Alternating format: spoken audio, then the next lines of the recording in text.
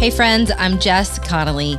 I'm an author, a coach, a Bible teacher, and a local church leader, and I love talking to real people who know what it means to have full lives, but also want to walk in abundance.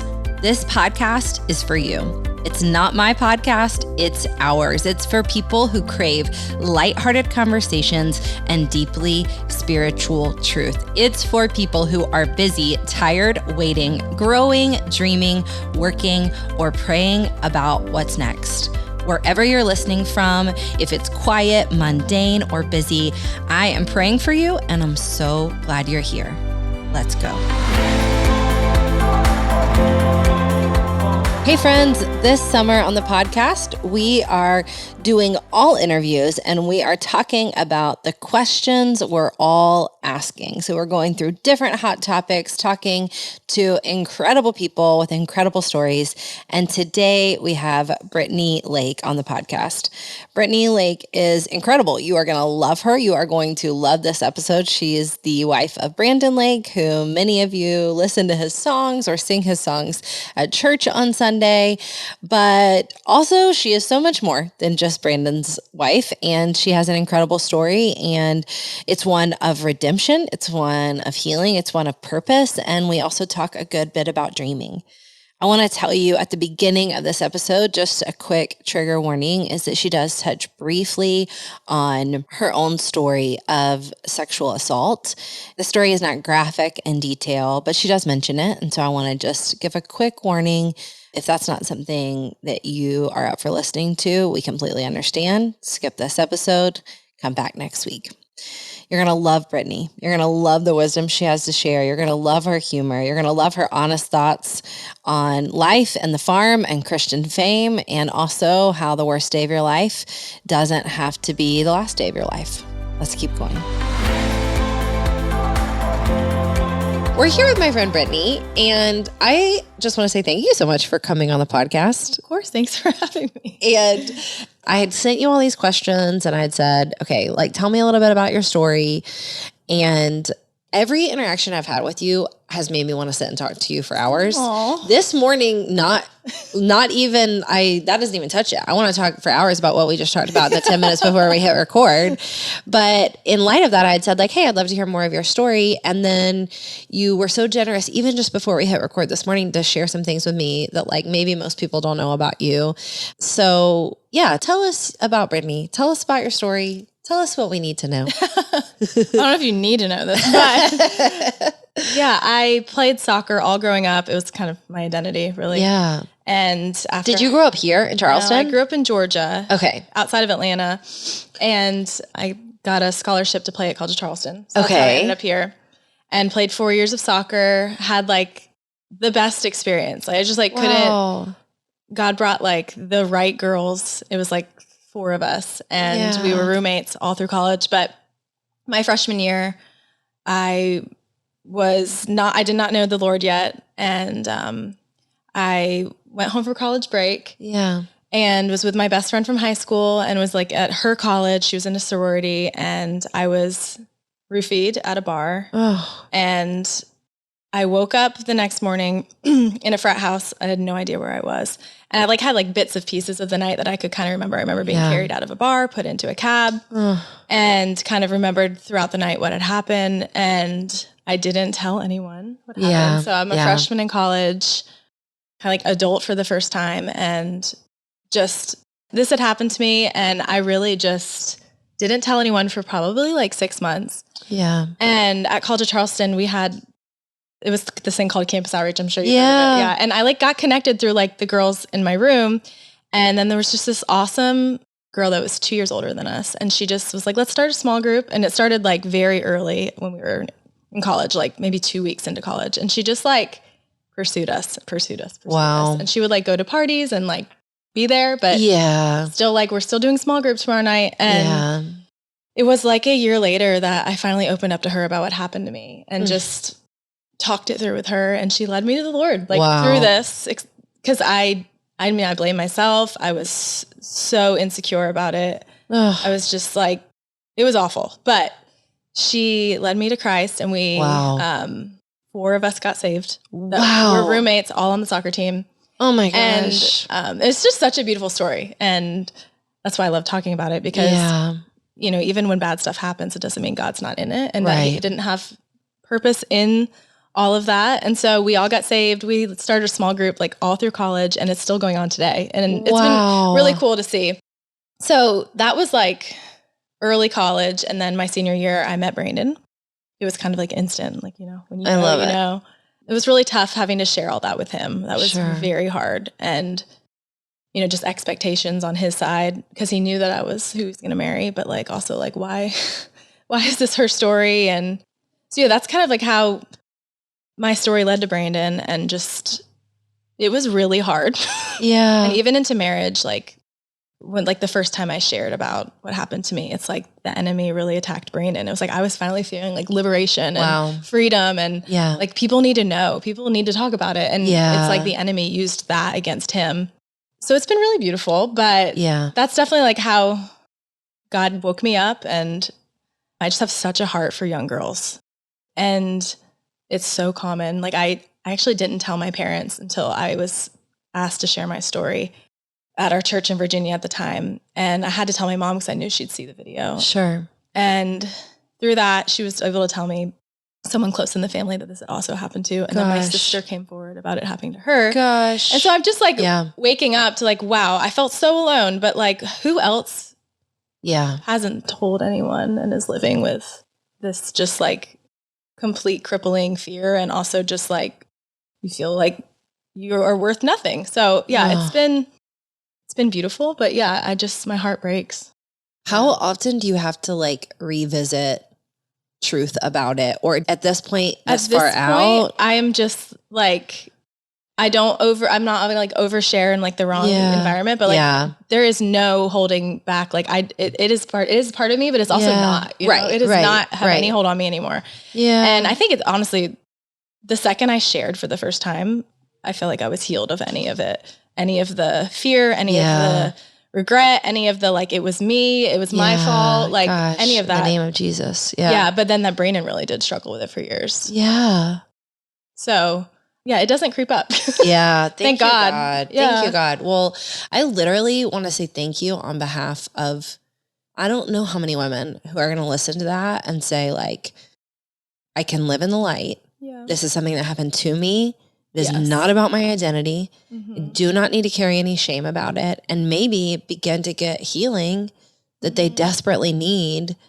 I just can't say thank you enough. Yeah. That's so generous for you to share with us. Okay, I have like a side question that is personal to me right now that I think a lot of women might feel. But like I'm also curious to you as a mom, like having the experience you had in college, going from like such darkness and heaviness to such light, God using it for such renewal in your life. Yeah. How do you feel about like your kids going to college? Oh yeah. I mean, you don't have a daughter. Yeah, I know. I have a daughter going to college soon. I think it would be a lot harder on me if I had a daughter, honestly, in terms of like reliving it. Yeah. But having had an amazing college experience outside of this one incident, and like I knew I wanted to play soccer. I knew that I was going to get a college degree. Honestly, though, I like don't want my kids to go to college. I think I've heard you say this online. I am not like, unless you know exactly like why and the purpose and that it's something that you are so driven to do. Like we are not going to like just send you into darkness and debt and all the things. Yeah. And there's trade schools, there's community colleges, and then you can build up. And so we're very open about that with the boys. Yeah. It's interesting for me because I think like the question for me is something I'm processing is like, okay, and my story is not exactly similar to yours, but I had a lot of darkness in my teens that God used for my good. Yeah. Ultimately, like so much healing, so much, freedom. But now I'm approaching my kids' teen years. I'm not approaching it. We're in it. Yeah. We're really approaching their 20s. And I'm like, do I believe this same truth for them?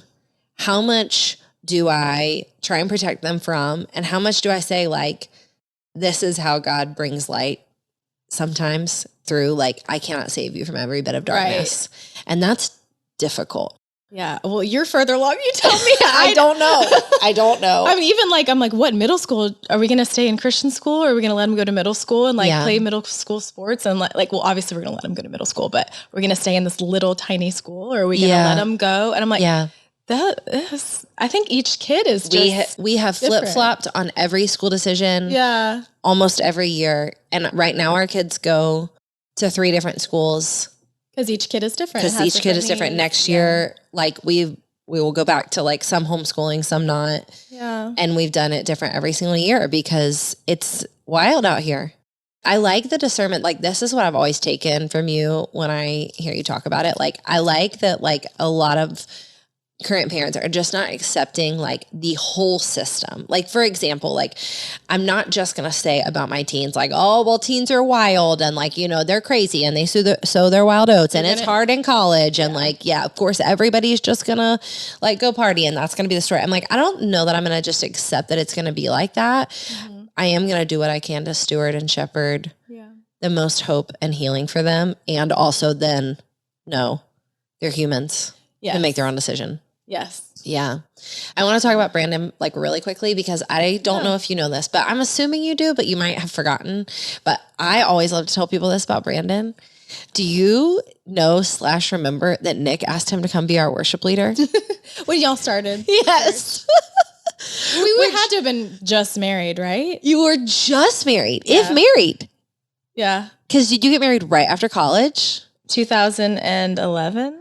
We moved here in, I think it would have been 2013. Okay. So you've been married. You guys listening to this podcast might be like, well, of course you asked Brandon Lake to come be a worship leader. Child. But he was an actual child. He was maybe 21, like maybe. But I love the hopefulness of my husband to say like, Brandon, I got about 4 people in my living room. Come do this thing with me. I'm sure he wanted to. We were probably in the process of moving to Virginia. You were. And yes, I feel like I do. You were. But I'm like, oh, you guys, everybody thinks Brandon's great. We've known he was great for a long time. We actually asked him to be our worship leader. You almost had him. I don't know about that. But Brandon is obviously wildly gifted. That's not, those words don't work right. Like, but I know obviously you are a huge part of that. But I think like knowing you and watching your life, and my sister gets to be friends with you, and knowing people who get to like spend time with you guys, I think I'm like so compelled by your family life because it seems so healthy and vibrant and whole. And I would like to talk about your family life. And you know that specifically I would like to talk about the animals. Yes, of course. So where do you live? Do you live on a farm? 45 minutes outside of Charleston. Would you call it a farm? So it is confusing. So we bought a house that is on like 5 acres. It has a big old pond in the back, and on the other side of the pond is a farm. Okay. And we just fell in love with this couple. They're only there 3 days a week. They're in their 50s. He's a dentist. So they go back and forth. And we've just become family with them, so much so that they gifted me a cow, one of their cows. I would like to talk about the cow. Baby Billy. But like, it's a self-sustaining farm. So like, they're all on automatic feeders, and like, they are only there 3 days a week. So I've kind of taken on like... You're the farm girl. I go over every day. I check on everybody. He tells me that I know his cows better than him. Oh my gosh, and there's pigs too. So it's been like people might think we live on a farm, but... We live across from the farm. Okay. It's our backyard. But yes, for my birthday this year, Brandon gifted me a cow. I would like to know what do you do with the cow? I brush him, I feed him, I'll lay with him, I pet him. It's like a dog, it's a like big dog. Therapy, honestly. I love it. And he follows me around, and if I don't go visit him, he gets like distant. Like he has personality. He's like, you haven't visited me. I'm angry with you.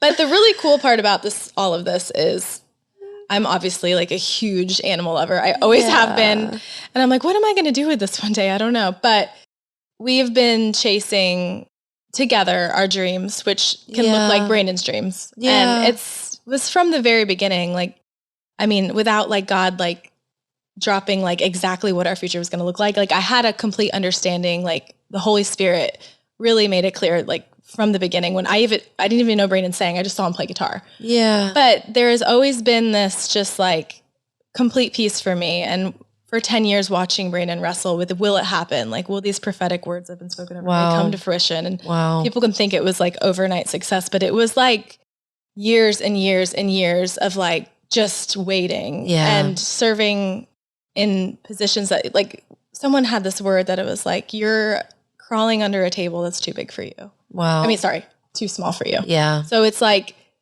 that's how it felt for so long. It's like, gosh, we know, I see it and I've always known, and I've always been able to be this like voice of reason for Brandon. Like, it's not the right time. Yeah. It's not the right time, but it's coming and I believe it, and just keep going.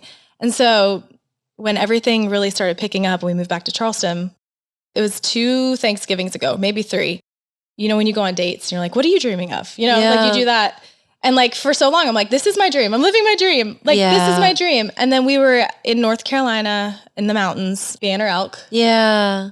And it's where Banner was named because that's where he was conceived. I love it. And we were driving and there's farms everywhere. And it just like hit me. And I go, Brandon, I know what my dream is. And he was like, what? And I was like, I want to like do some type of farming. I want to like have land and have animals. And it was a year later we bought our house and it backed up to a farm. Like just God just made it happen, and the timing was right. And so this has been me living in my dream and also watching my dream transform Brandon, which I would have never thought that Brandon, like, you know how there's like indoorsmen and outdoorsmen. I would have categorized Brandon as a city boy indoorsman, right? And I have watched what nature and animals and space and quiet have done to him, because when we lived on Daniel Island, he would come home and he would never come down. Like, he would never be able to just be and turn off. And the second he pulls into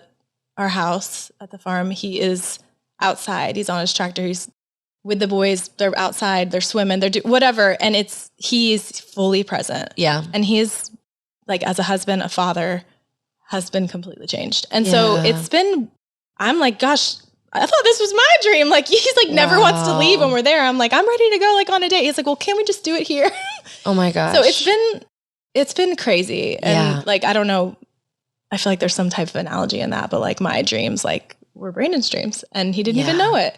Wow. And so it's been the most beautiful thing for our family. Yeah. And just with all the crazy, like, we needed to get out. Yeah. Yeah. In the best way. Yeah. It's been beautiful. Okay, Brittany, I find this so fascinating, and I have multiple follow-up questions. Number 1, Nick and I have been talking a ton about dreaming lately. And so, like, I don't know if you know this part of our story, but so he has always felt called to ministry. He's always felt called to church planting. There's a couple other parts of his life that he's always felt called to that I have never felt called to. Yeah. Ever. And so even with church planting and ministry, I was like, it's a no for me, dog. I wanted to work at anthropology. I wanted to do interior design. I wanted to kind of climb the corporate ladder. Like, that sounded fun, like really fun and life-giving to me. And then for a long time, I wanted to be a mom. Like, I wanted that to be my full-time job. But over time, Nick's dream became my dream too. It wasn't cute. Like, it wasn't sweet. It wasn't like, your dreams will be my dreams. Yeah, right. I felt like God dragged me into it. Yeah. And then I really did feel that. But what's interesting is he is in a season of dreaming again, and it's really healthy for him. And I've told him, like, I think the healthiest part of our life right now is that you're dreaming. Yeah. But I actually am not a person that accesses desire or dreams that easily. I'm usually better at like shepherding other people's. And their dream. Yes. Sure. Yeah. And then that becomes mine. Yeah. And then stewarding it becomes my dream. But he keeps saying, we need to find, like, what is your dream in this? Like, almost like, what's your farm in our life? I literally, to the point where he's like, do you want to try pottery? Like, he's trying everything. He's like, do you want to try pottery? Have you thought about X, Y, and Z? So I don't know. We're figuring it out. But okay, here's my follow-up question. I want to talk a little bit about the concept of space and the space of the farm. I keep calling it a farm, but like, well, I know it's your house. Yeah. But how that's helped you process what I believe. This is what I really originally wanted to talk to you about. I wanted to talk to you about the trauma of Christian fame, because I really believe that Christian fame is a trauma. It's so weird. It's such a privilege to steward. Yeah. But it, like, actually, souls aren't meant to be known in this way. And I sent you a slew of like crazed Instagram DMs about a year ago on like a particularly hard day when you guys were getting some very unsolicited backlash. That's not even the right word. It was just silly things that people were like coming for you about. And I was like, do not come for that. I don't know why it rose up in me. And I was like, this is not okay. But I mean, I think that's what you're saying. I'm asking you what you've already said, but like the space of the farm seems to have helped you process the bigness of the dream too. Yeah, definitely. I do agree with all the things you're saying. One thing I wanted to say is I feel like if men aren't dreaming, that's when they 100%. sin slips. 100%. And when they're bored and complacent. 100%. So it is beautiful. Yeah. That's what he's thinking about. 100%. But boredom in a man is not a good thing. No, yeah. Which also leads to the farm. When Brandon's home, he has his hands in something and he's busy. But wow. Yeah, I feel like the farm for me is like the first time that I've felt like my place. And I think the way that I'm like, I want to be home with my children unapologetically. Yeah. I want this to be us and a safe place. And we're just creating, like, I feel like a childhood that like our kids can be proud of. Yeah. And it has really solidified for me that like, well, I get to be a part of what Brandon does and he invites me into it, but I don't need to know everything. Yeah. I don't need to be involved in everything. When he asks, I go.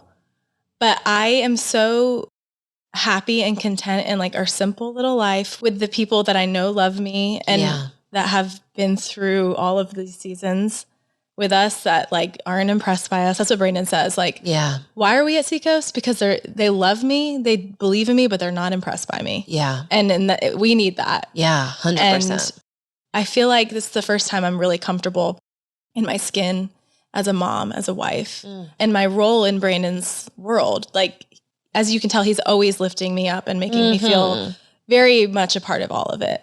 But like, this is like ours, you know? Yeah. It's and we all have like so much value in what we're doing out there. And it's like everyone's involved and it's just ours. It's our little escape. And it's much needed. And I think for so long, I really struggled with where my place was. I didn't feel like I was like every other woman that was a wife to a pastor being thrown into ministry at 23 years old.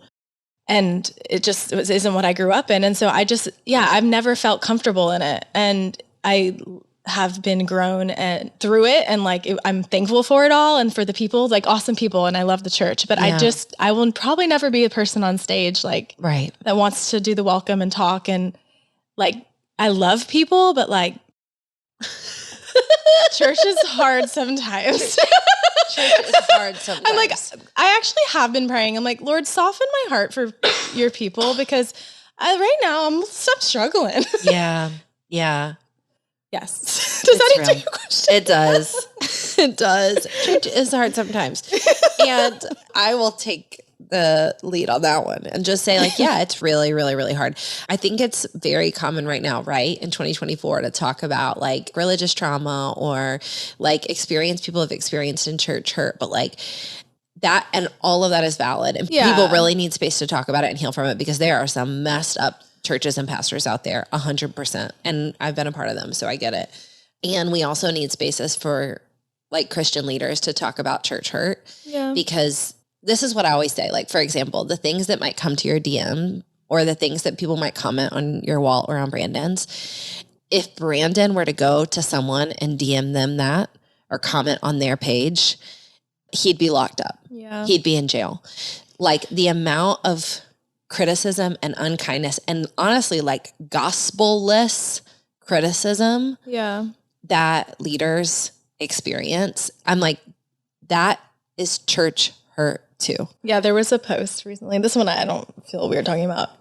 Like Brandon opened for Lauren Daigle and at the end, the last show, she loved his sweater. So he gifted her a sweater, right? And I was at the show, like, it was sweet. And I got a DM. No, it was on a comment and it was like months later. It was like last month. And they were like, I watched your boundaries video and you have literally put Brandon under handcuffs. I think that him and Lauren Daigle have more chemistry than y'all. I think that they're in love and you are like a terrible person for putting so many boundaries on Brandon. And I was like, And I sent it to Brandon. He was like, Brittany, that's the devil. Like, don't even respond. Yeah. So I just deleted it. But I wanted to be like, boundaries are what makes a marriage healthy. If you don't have boundaries, then 100%. But that's the kind of stuff. It's like people see something or they just don't like me for a reason and they feel like they can say whatever they want. 100%. And I'm like, and I'm the enemy. Like, Brandon's not. It's always me. Say it. Always me. I'm like, I can't. I cannot. I mean, I could talk about this for too long, but anyways, yeah. For some reason, I'm always the bad guy. Listen, well, I'll tell you what it is. It's not for some reason. It's covert sexism. I will say the exact same thing. If Nick and I are in a meeting with somebody and they're telling us they're leaving the church, who are they looking at? Well, They're looking at me. Nick is a very sweet little lamb. That's what they're thinking. And they're looking at me and I'm like, I'm not even on staff here. Why are you looking at me? The matriarch. I didn't do that. Yeah. Like, it is every time. If we're in a hard meeting and someone's bringing criticism, it could be about Nick. They're looking at me. Yeah. And I'm like, oh, that's cool. You guys all really need to work that out with yourself. But it's true. It's like what we have to do is we have to be in spaces to talk about it. Yeah. We have to be in spaces where we can say like, hey, that's actually traumatic. We need to heal from that. Even if it's as simple as like deleting the comment and saying that's from the devil. I don't come into agreement or alignment with it in the name of Jesus. Yeah. But like sometimes it's more than that. Sometimes it's harder than that. Okay. I'm so proud of you guys. And I'm not just proud of you for like the stuff that everybody sees. Like, and I think that is my encouragement, like to anybody listening who might be like, well, my husband isn't like a Grammy winning like recording artist. Neither is mine, by the way. But no matter what, like our public ministry looks like, we need to cultivate wildly beautiful and healthy private spaces that help us live fully awake. So I'm just so proud of you guys for both of those. And I'm so grateful for your story. I was wondering if you'll tell us about Little Lion Lungs. Yeah. How did it come to be? Okay. It's actually a funny story. I want to hear. So Brandon, he's just an ultra creative. So he's always creating and he really wanted to do a children's book off gratitude. And so it was like one night I was like, Brandon, you just need to do it. Like he had been talking to his manager and trying to get the ball rolling. I was like, you just need to start it. Like do it. And so he typed into AI. This is genius. He said, I want to take the song Gratitude, the story of the gospel, and tie it into a story with a little lion named Levi. Gosh, not Leo, Levi. And AI spit out like this beautiful thing. And we just like weeped. And then we didn't use that, but it really just like pivoted us forward that like this could be something really special. So the story is of Levi, the little lion. The king is coming and everyone's making gifts, bringing gifts. And he's like, what is my gift? Yeah. And it's the story of how he finds out that the biggest gift that we can bring is our worship, is our brokenness, is he felt like he had to be put together first to be fit to give the king something grand. And really all the king wants is our heart and our worship. So it's the story of Levi discovering that. And it's been so fun. Like Brandon had great editors, but I'm going to be honest, like he was really like the driver of all of this. And he has worked tirelessly to make this happen. Tirelessly.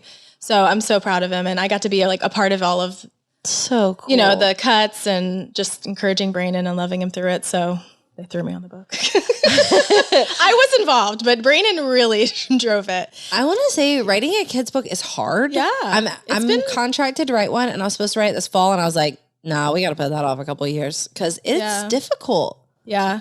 It's a challenge. Yeah. And I think we had like a really good like starting point, which was helpful with the song. And it's interesting about that song. I want to say like I wrestle a lot with like the word anointing when people are like, this is anointed or that's anointed. Yeah. Because a lot of times I'm like, well, or like maybe that person you're calling anointed is like really gifted.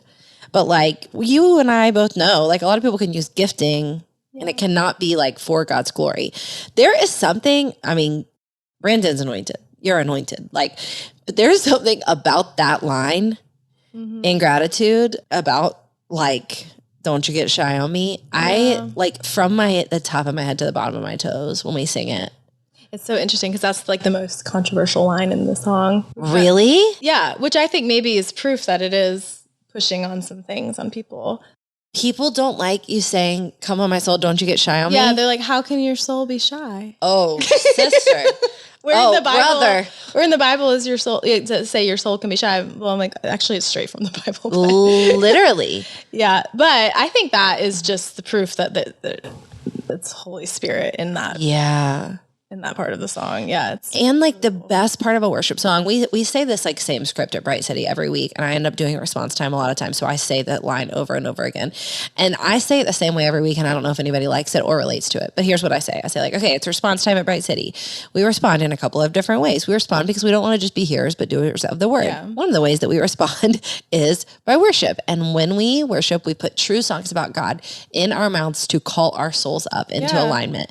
And like, that's what that song does for me. I love all of Brandon's music. I mean, listen, specifically any of his songs about like mental health literally just saved Nick's life. I mean, when he went through a mental health challenge like 8 months ago, but that song to me is the ultimate, like, call my soul up. And it is so biblical. It's all of the Psalms. I know. Yeah. It's and wild. I'm pretty sure David literally commands his soul. He literally says like, oh, bless the Lord, oh my soul. Yeah. Like, it's wild. Okay. But interesting. I will say after being like we went 4 shows with Brandon, the family went out. There's a shift every time when you tell people to physically lift their hands. So it is crazy. And it's crazy that the song like was on a record that came out like 3 years ago, 2020. So 4 years ago. Yeah. And it didn't track at all. Like it wasn't a single. There was nothing like, but it just had a slow build. And I think just people just were like, there is something on this. Like aside from Brandon's anointing or whatever, it's the song. Yeah. And I mean, it's a 4-year-old song, but it's just literally like taking off. Wow. And that's what's so cool is that God can breathe on a song without us even realizing. Like he almost didn't even cut that song for the album. Yeah. So it's really cool. Sometimes like it just takes God breathing on something. Yeah. So, I mean, I know you guys hear story after story after story after story after story after story, but I want to tell you one more just to like bless both of you. But like also, we just lost my stepdad and like, I know, because just so you guys know how great Brittany is, in the middle of all that, you were helping my sister with her kids, which was like actually the most generous. I got the day wrong, and then Josh ended up taking both for me. No, really?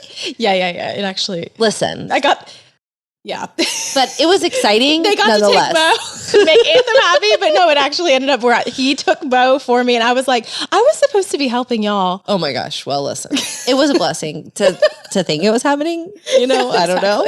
But you are like actually a real one. But every time I've heard Graves Into Gardens, like since then has been wild. And I like want to tell other people.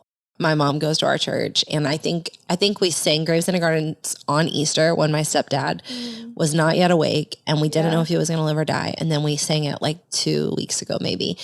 And what I mostly want to tell other people in the church is like trigger warning watching my mom, because her on the front row, like going after God and declaring those things over her life and over our life. Like she is safe, she's good, but like watching her, people are falling apart. And even our worship team told me like 2 weeks ago, they were like, it's not fair that we have to lead and watch your mom like going after God. But like, even just like, I know you have 1,000,001 stories like that, but I'm like the words that he's writing that I know that you are a part of, that you are like building this safe and beautiful and awake and alive life that enables him to like get with God and write those words. I don't know. It's life-changing. It's life-changing. And I am sorry again. Oh, I know. But listen, he's healed. Enjoying heaven. He is enjoying heaven. Okay, Brittany, I'm so grateful for you. Thank you for having me. Thank you for coming on the podcast. Next time you come back, we're going to talk about health. We'll talk about all the colonics and worms. I can't wait to talk about colonics. Well, we'll have to have my friend Courtney on. Let's do it. Because she is full of knowledge, and she's the reason I do anything. Yeah. And she's probably the smartest person I've ever met. I met her on the beach one day with you. Yeah. Yes. Yeah. It would actually be really fun to have her on with us. We should do it. Let's do it. Okay. We'll just listen. That's coming. Yeah. All right. Bless you. Thank you for coming on. Thank you. Friends, I'm so grateful you listened to today's episode. Thanks for spending time with me. It would mean the world to me to connect with you. So you can send me a DM on Instagram at Jess A. Connolly, or head to my website, jessconnolly.com, for more ways to connect. If you have a minute to subscribe and leave a review of the podcast wherever you listen, it would massively help us reach more people with the good news that they can live fully awake. Let's go.